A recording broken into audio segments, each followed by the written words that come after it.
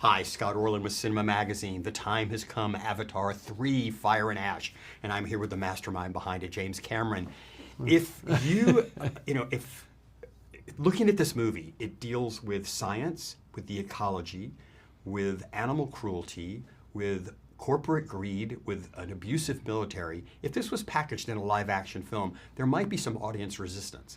But you set it on Pandora, you put 10-foot blue people, and audiences are emotionally and intellectually engaged. Right, because we're not pointing a finger at any particular person or any particular country or any particular government, right? We're letting you see through the lens of nature, through the lens of the indigenous people who, in a way, speak for nature, and I'm talking about right here on Earth. But we set it all in a distant world. We make the people blue with cat-like tails, and all of a sudden we can look with a kind of clarity where we're not being triggered. I'm saying the greater we, people all around the world. And that's why I think these films travel well into different territories around the world, because these are universal issues, universal problems that we all share. And that's, to me, that's the power of science fiction, that it can do that, science fiction and fantasy, right? It deals with universal human problems and traits and things that we all face, because you mentioned a lot of the sort of potentially political issues, but the main thrust of the story is it's a family drama, right?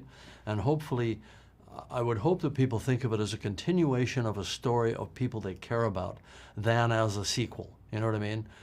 Saga, not sequel. If that makes a difference, I think, to people. Totally. And what's fascinating to me is, like, the first one was, I think, in 2009. So we were dealing with not even 2 decades between these films. But for you as a filmmaker, how much has technology increased that there are elements of Fire and Ash that you couldn't have done in the first one? Well, there are elements of The Way of Water and Fire and Ash that we couldn't do in the first film. And so, yeah, we like to push raise the bar, so to speak. But for me, it's about getting as much truth and authenticity in the faces of the characters, because that's where the movie lives and breathes. It lives and breathes in that close-up, right?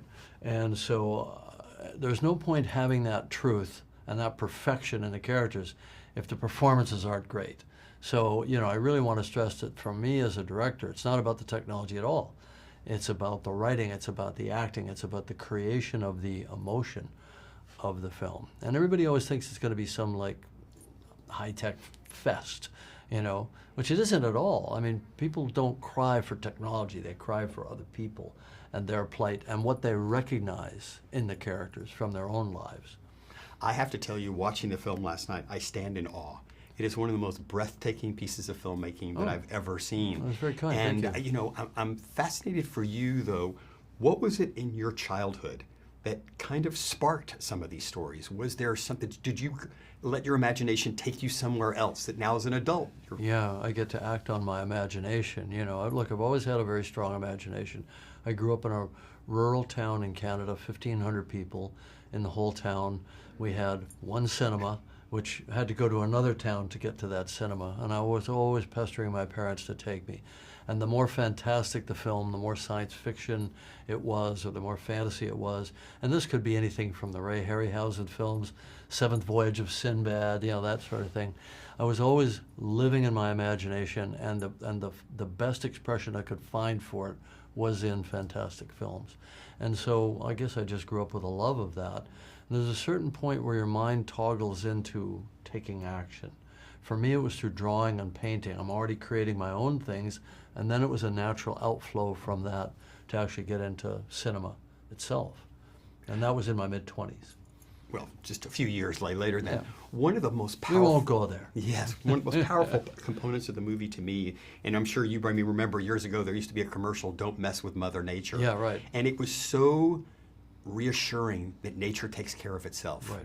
And that if we work in harmony with nature, we'll be fine. Exactly. We are not separate from nature. We cannot dominate nature. We believe we can. It's the human arrogance, right? The human hubris.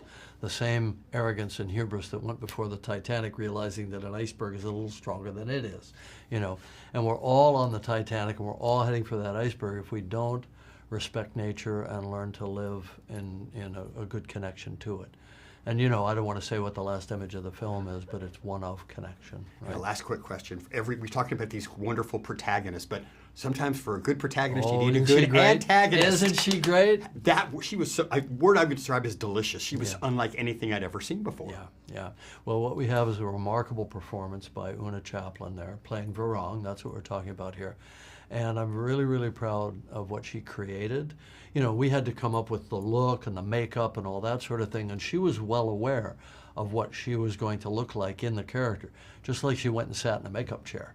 You know, and she put on Varang every day in her mind, and she came, because Una's not like that character at all. She's the sweetest, most grounded, lovely person, but she was able to call down something from the ancestors in that one, and she's part indigenous herself, so she was able to draw on some shamanic practice of various shamans that she knows in the Amazon and so on. She just turned it into a dark art. It's not a dark art at all.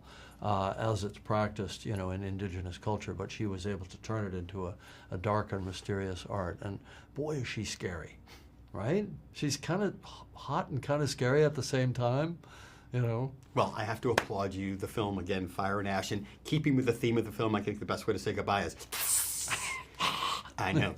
There must be a cat somewhere in your past. Oh, I'm a cat lover. There we go. And this is Scott. Till next time. All right, And thank see. you, Scott. Thank you for letting us come Thank on you. to White Storm.